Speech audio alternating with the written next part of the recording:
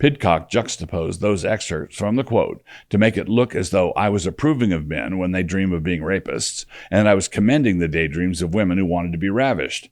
He wanted to make it look like I was saying, "Go team, go." But in fact, and please follow me closely here, I was saying the opposite.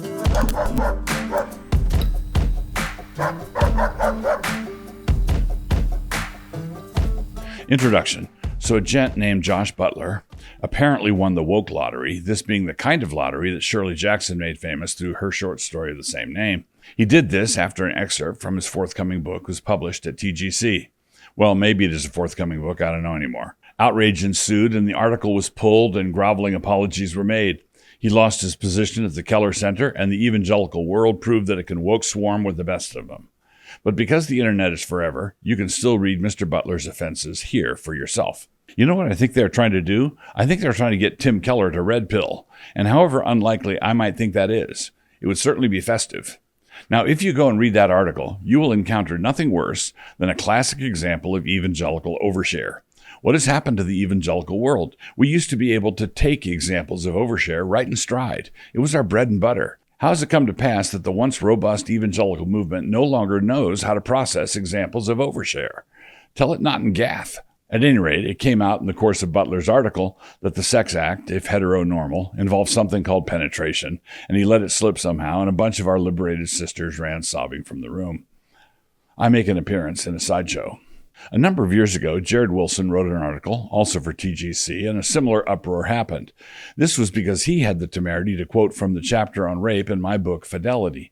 That book was published in 1999, and Jared quoted from it in 2012. We were giving an account of where illicit rape fantasies come from, and I was arguing for their unlawfulness even within the confines of marriage. The context of this was the phenomenal success of 50 Shades of Grey, which had been published the previous year in 2011. It is hard to argue that rape fantasies are not a thing that pastors need to deal with when rape fantasies are selling millions of copies all around you. So there's that.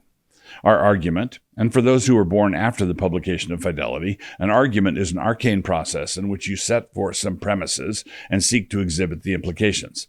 At any rate, the argument was that authority and submission in marriage is inescapable, such that when you deny or suppress this reality for ideological reasons, trying to flatten everything, the reality will come back at you in demented forms. This was then represented by our adversaries as some sort of apologetic for those demented forms. For those interested, back in the day, I wrote this response to that particular uproar. But now, in the immediate aftermath of this recent thing with Josh Butler, it was not 10 minutes before someone at Baptist News Global sought to show that this most recent example, Butler, was part and parcel of a larger pattern of perfidy at the Gospel Coalition. For had they not allowed Jared Wilson to quote me? That particular line of attack from a fellow named Rick Pidcock can be found here. Quote, "This isn't the first time TGC has used the gospel to sacralize male sexual hierarchy over women. In 2012, they published an article where Jared Wilson quoted Douglas Wilson saying, quote, 'The sexual act cannot be made into an egalitarian pleasuring party. A man penetrates, conquers, colonizes, plants. A woman receives, surrenders, accepts. This is, of course, offensive to all egalitarians, and so our culture has rebelled against the concept of authority and submission in marriage.'" Linked article. You may have seen that quote before. It is one of those quotes that people put into scary fonts and circulate by means of scary memes with scary pictures of me on them. Now tell me, how many millions of dollars have been spent on sex education?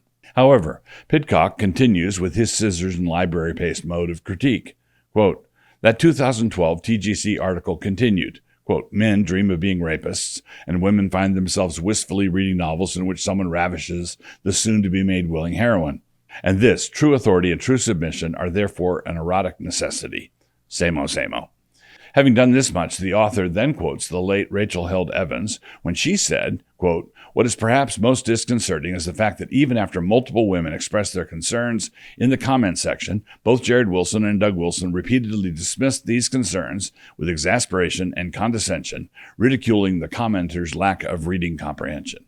But after all this time, I have to now say that the above juxtaposition of quotes is not a lack of reading comprehension.